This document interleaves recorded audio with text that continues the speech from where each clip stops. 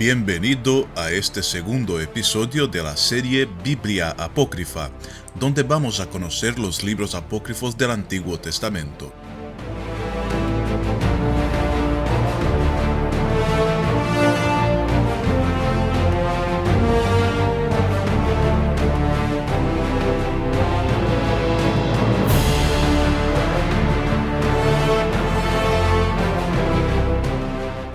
Hoy continuaremos hablando sobre el libro de los jubileos, siguiendo con la historia de Caín y Abel, con la genealogía de los primeros descendientes de Adán y Eva, y la historia de Noé y el diluvio.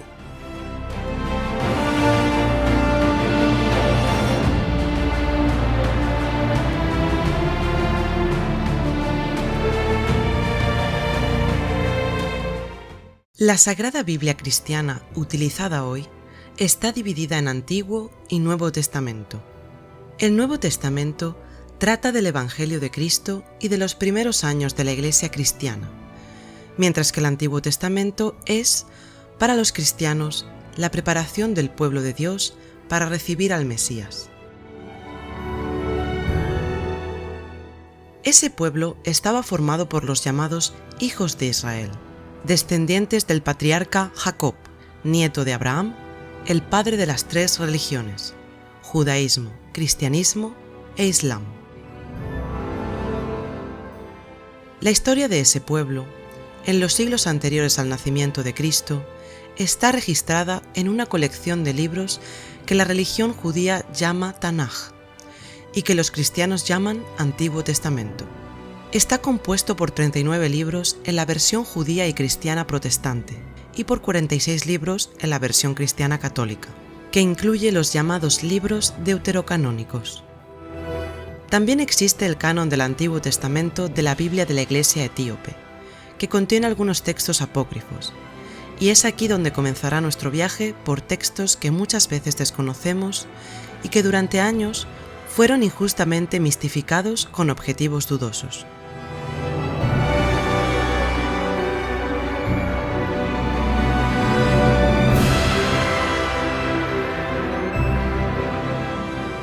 Conoceremos más detalles y explicaciones sobre las tradiciones y narrativas de personajes conocidos como Adán y Eva, Noé, Abraham, Jacob, Moisés, Josué, los jueces y los profetas, incluyendo Salmos y Apocalipsis. Sí, Apocalipsis en el Antiguo Testamento, devolviendo a esta palabra su significado original: revelación. Porque al fin y al cabo, de eso trata la Biblia. De la revelación, de la palabra que se cumplió en la carne de aquel que era el camino, la verdad y la vida, y que se entregó por nosotros gratuitamente. En esta serie te invitamos a una jornada de conocimiento y comprensión de estos libros desde una perspectiva cristiana histórica.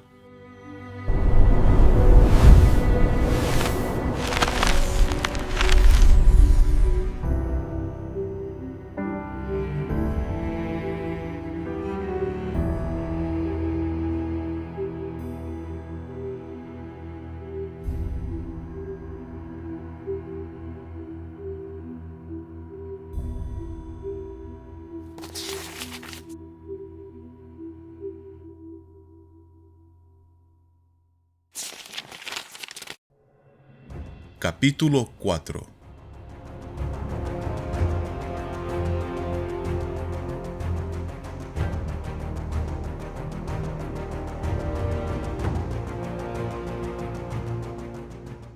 Aquí estamos ya en la tercera semana de este segundo jubileo, cuando Eva da a luz a Caín. En la cuarta semana da a luz a Abel, y en la quinta Eva da a luz a su hija Awan. Aquí termina el segundo jubileo.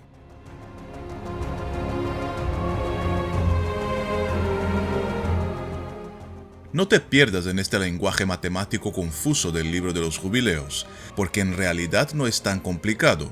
Recuerda que la semana aquí se refiere a una semana de años, es decir, cada semana tiene 7 años, y cada jubileo consiste en 7 semanas de años, más un año de jubileo, es decir, 49 años más un año, sumando un total de 50 años.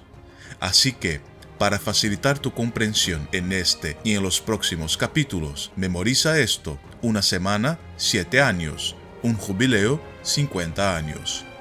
Continuando, el texto narra la historia del asesinato de Abel por su hermano Caín sin diferencias significativas con el relato que está en Génesis capítulo 4. Esta narración habría ocurrido en el primer año del tercer jubileo.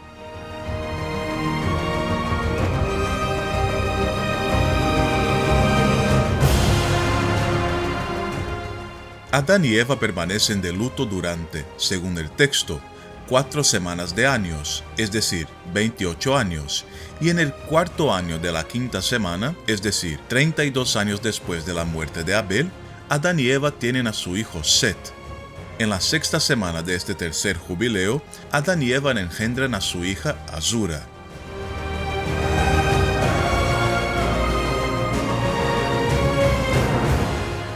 Al final del cuarto jubileo, Caín toma por esposa a su hermana Awan, y ella da a luz a Enoc.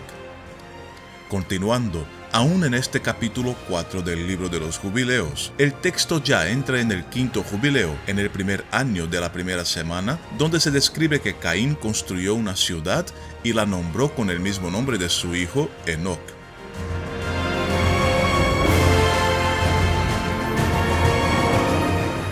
En los años siguientes, Adán y Eva tienen 9 hijos más, y en la quinta semana del quinto jubileo, Set toma como esposa a su hermana Azura, y en el cuarto año de la sexta semana, es decir, en el año 39 del quinto jubileo, Azura da a luz a Enos. ¿Qué tal? ¿Cómo está haciendo seguir este texto con tantos números? La cuenta se está volviendo más clara. Una semana, 7 años. 7 semanas, 49 años, más un año de jubileo. Cada jubileo tiene 50 años. A partir de ahora, vamos a dar menos detalles sobre estas fechas para que la narración sea más dinámica, ya que el propio texto, a partir de aquí, resume más las genealogías de los siguientes jubileos.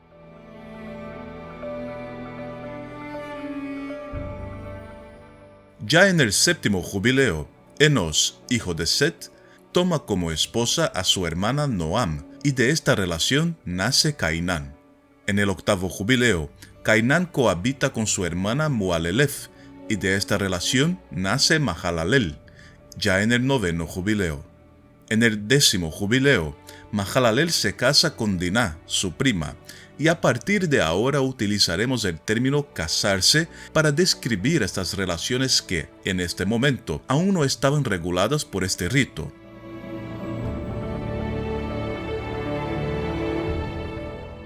Mahalalel y Diná engendran a Jared.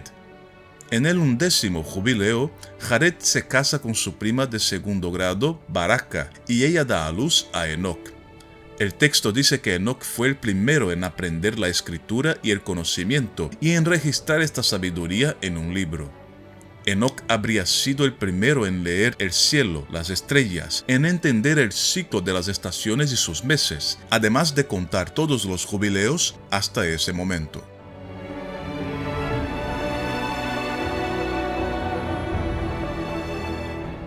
En el 12º jubileo, Enoc se casa con Edna, prima lejana, y nace Matusalén. Enoc pasa años con los ángeles de Dios, y estos le muestran las leyes de la naturaleza, todo lo que había en el cielo y en la tierra. Enoc da testimonio contra los llamados vigilantes que habrían pecado, probablemente refiriéndose a la fornicación con las hijas de los hombres, y por dar testimonio de ello, Enoc es llevado al jardín del Edén, donde describe la maldad, el juicio y la condena de los llamados hijos de los hombres. El texto dice que es por esta condena que Dios trajo las aguas del diluvio sobre la tierra y, muy importante, y sobre el Edén, lo que da a entender que este Edén no estaría implícitamente incluido en la definición de tierra. Enoc entonces presenta una ofrenda de incienso a Dios en el llamado Monte del Sur, que sería el Monte Sinaí, uno de los 4 llamados lugares de la tierra que tenía el Señor Dios.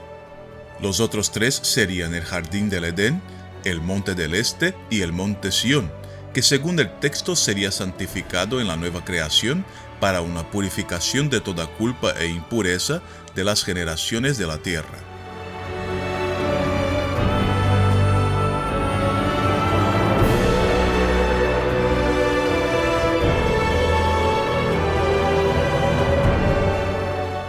Hagamos una pausa aquí para encontrar paralelos de estos relatos fantásticos de la Biblia canónica. ¿Qué serían estos vigilantes que pecaron con las hijas de los hombres? La respuesta está en Génesis capítulo 6. Cuando los hombres comenzaron a multiplicarse sobre la superficie del suelo y engendraron hijas, los hijos de Dios vieron que las hijas de los hombres eran bellas y se escogieron mujeres entre ellas. Dijo entonces el Señor: Mi espíritu no durará por siempre en el hombre, porque es carne, solo vivirá 120 años. Por aquel tiempo había gigantes en la tierra, e incluso después, cuando los hijos de Dios se unieron a las hijas de los hombres y engendraron hijos. Estos fueron los héroes de antaño, los hombres de renombre. Génesis capítulo 6, versículos 1 al 4.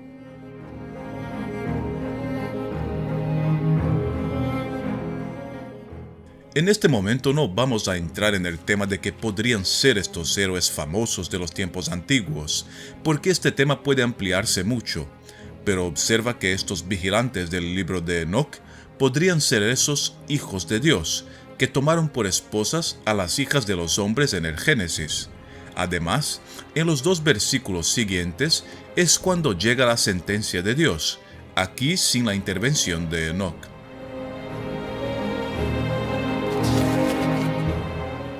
Al ver el Señor que la maldad del hombre crecía sobre la tierra y que todos los pensamientos de su corazón tienden siempre y únicamente al mal, el Señor se arrepintió de haber creado al hombre en la tierra y le pesó de corazón. Dijo pues el Señor: Voy a borrar de la superficie de la tierra al hombre que he hecho, junto con los cuadrúpedos, reptiles y aves del cielo, pues me pesa haberlos hecho. Génesis capítulo 6, versículos 5 al 7.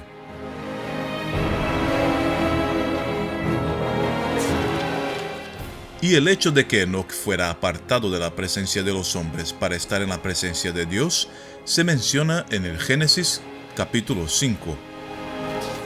Después de haber engendrado a Matusalén, siguió Enoc los caminos de Dios durante 300 años y engendró hijos e hijas. Enoc vivió 365 años. Enoc siguió los caminos de Dios y después desapareció, porque Dios se lo llevó. Génesis capítulo 5, versículos 22 al 24. En el 14º jubileo, Matusalén se casa con Edna, su prima, y de esta relación nace Lamec. En el 15º jubileo, Lamec se casa con Betenos, también su prima, y de esta relación nace Noé.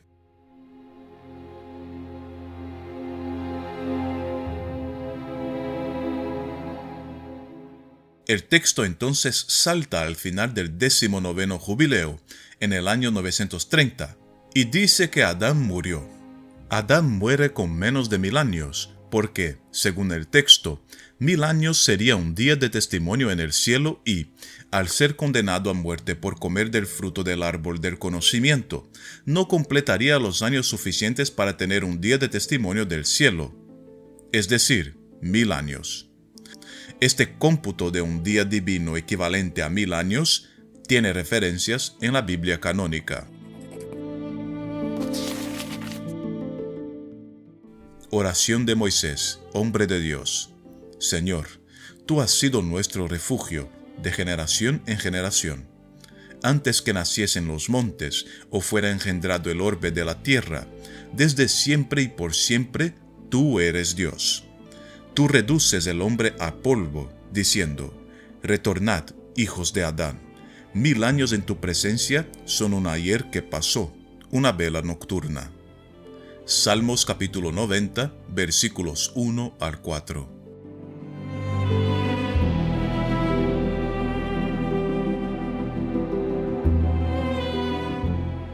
Mas no olvidéis una cosa, queridos míos, que para el Señor un día es como 1000 años, y 1000 años como un día.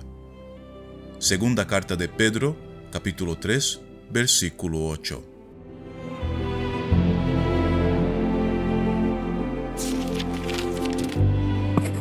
Al final de este mismo 19º jubileo, Caín muere porque su casa de piedra cae sobre él, haciendo justicia del mismo modo en que él quitó la vida a su hermano, también con una piedra.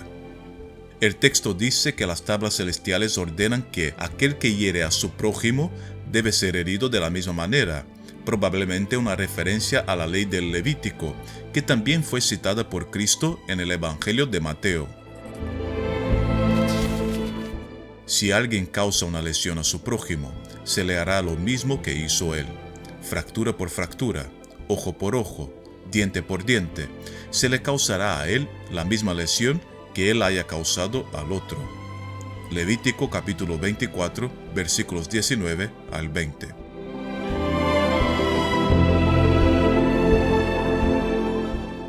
Uno de los que estaban con él agarró la espada, la desenvainó, y de un tajo le cortó la oreja al criado del sumo sacerdote. Jesús le dijo: envaina la espada, que todos los que empuñan espada, a espada morirán. Mateo capítulo 26, versículos 51 al 52.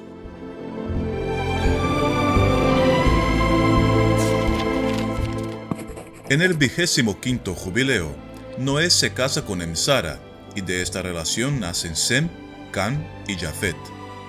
Hasta aquí, en todas estas genealogías, llegamos al 25º jubileo, que, al finalizar, totalizará los primeros 1250 años de la historia de la humanidad, y por ello, al igual que en el Génesis de la Biblia canónica, el texto se centra en las primeras genealogías. Capítulo 5.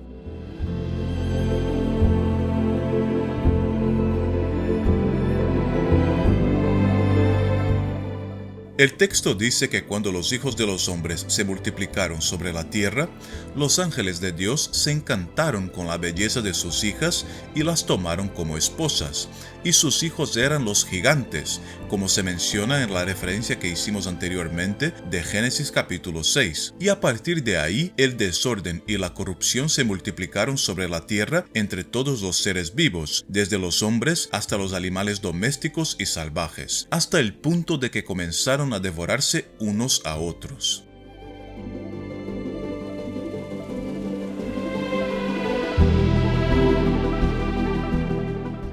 ¿Serían los seres vivos anteriormente no carnívoros? Al fin y al cabo, la crueldad de los instintos naturales de las bestias ha sido un obstáculo constante para comprender la divinidad de la creación. Sería natural el cuestionamiento de los autores del texto.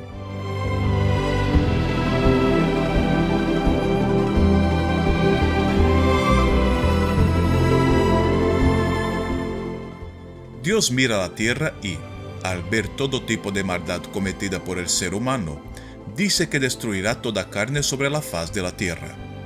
Dios también ordena que los ángeles que fueron enviados a la tierra sean aprisionados en las profundidades, separados de los humanos, pero este encarcelamiento no ocurre antes de que estos ángeles vean el fin de sus hijos con las hijas de los hombres. Fueron condenados a morir por la espada, por ellos mismos, y después de matarse, los ángeles, sus padres, fueron aprisionados en las profundidades, hasta el día de la gran condena, cuando serán juzgados.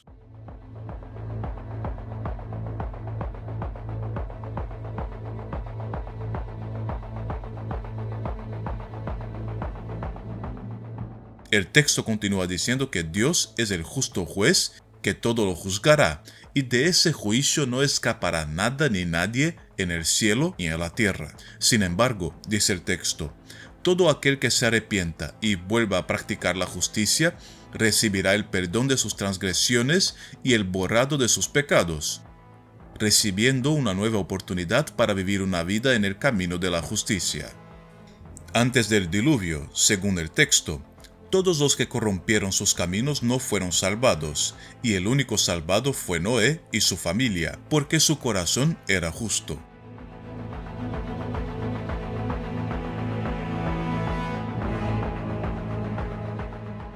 En el 27º jubileo, Dios ordena a Noé que construya el arca, y éste lo hace conforme a las instrucciones recibidas. Noé y su familia entran en el arca con todo lo que Dios ordena, y el propio Dios cierra el arca por fuera.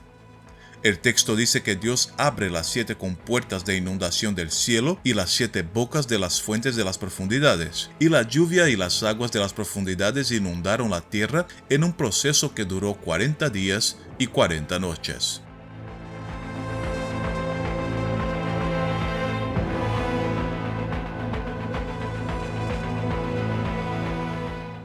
La fecha indicada para estos acontecimientos se describe como el segundo mes del 6º año de la 5ª semana del 27º jubileo. En resumen, el año 1308 desde el inicio del cómputo de los años. Por cierto, ¿te has fijado cuántas veces aparecen algunos números en la Biblia canónica? Lo digo porque el número de días que duró la lluvia descrita en el diluvio fue de 40 días y 40 noches, tanto en este apócrifo como en la Biblia canónica, lo que parece indicar un ciclo completo de prueba que finaliza con la madurez. Después de este proceso, estaremos listos para una nueva etapa. 40 días de ayuno de Moisés, Elías y Jesucristo. 40 años que el pueblo de Israel peregrinó por el desierto hasta que murió toda aquella generación para que la siguiente pudiera establecerse en la tierra. Todo representando la vida en un ciclo cuaternario de un año, el ciclo de la naturaleza, dividido en 4 periodos o estaciones. También podemos observar otros números como el 7 y el 12, pero los dejaremos para otro momento. El texto dice que la inundación, después de los 40 días, duró 150 días, es decir, 5 meses, y ya en el año siguiente, 1309, las aguas bajan y el arca se detiene en el monte Lubar, una de las montañas de Ararat. Noé abre el arca y deja salir a todos los animales que estaban en ella.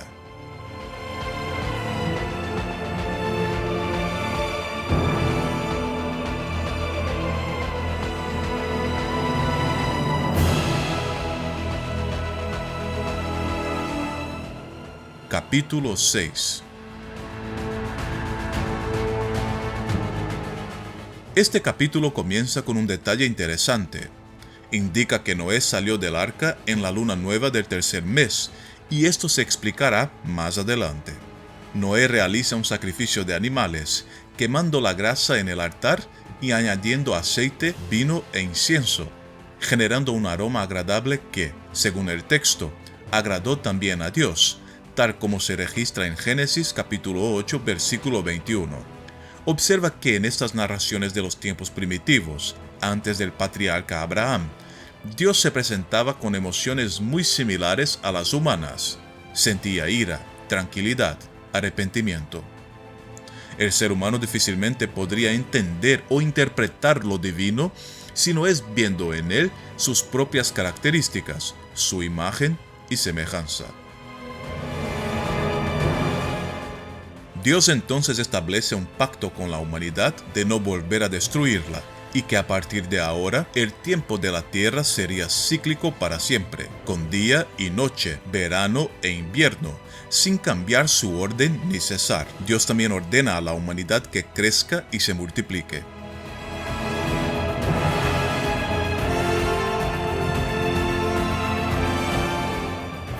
Dios también instituye algunas normas para la humanidad que surgiría a partir de entonces, como la prohibición de comer carne con vida, es decir, que se debía sacrificar a la criatura antes de devorarla, lo que hoy puede parecer obvio, pero imaginemos que hablamos de milenios antes de Cristo, en los inicios de lo que podríamos llamar civilización humana o civilizaciones humanas. Dios también establece otra norma básica, la prohibición de que el hombre derrame la sangre de otro hombre, y si lo hacía, su sangre sería derramada. Noé y sus hijos aceptan el pacto con un juramento.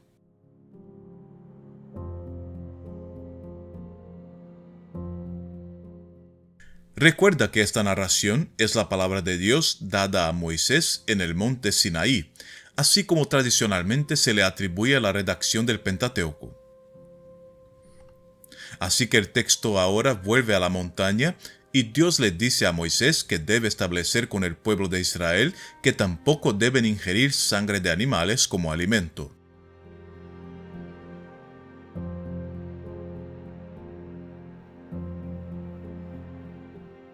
Volviendo a los tiempos de Noé, Dios deja una señal de su alianza y de su promesa de no volver a inundar la tierra, el arco iris. Dios también ordena que se celebre la fiesta de la luna nueva, diciendo que era una fiesta celebrada en los cielos desde la creación hasta los días de Noé, y que sus hijos la celebraron hasta los días de Abraham, y que éste y sus descendientes, Isaac y Jacob, la celebraron hasta que los hijos de Israel la olvidaron, pero que ahora debían volver a celebrarla.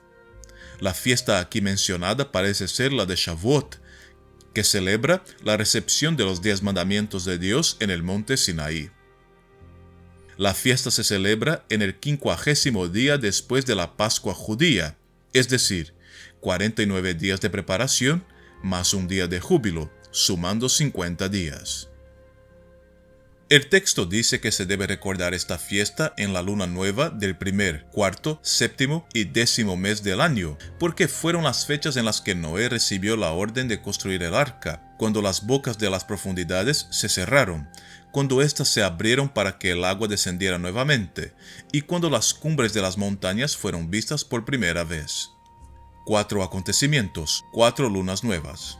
Dios establece para el pueblo el cómputo del año en 52 semanas, o 364 días, que serían 13 lunas nuevas si consideramos una cada 28 días, y dice que así debe su pueblo contar los años. Advierte que si este cómputo no se sigue, las estaciones y los años quedarían desajustados y que el pueblo caería en este error, añadiendo un día más al año, y celebrarían este día como sagrado, además de alterar los meses, sábados, fiestas y jubileos, y también volverían a comer carne con sangre. Y aquí terminamos este segundo episodio sobre el libro de los jubileos. Y eres nuestro invitado a participar en este trabajo, dejando tu opinión en la sección de comentarios aquí abajo. Nos vemos en el próximo episodio. Hasta entonces.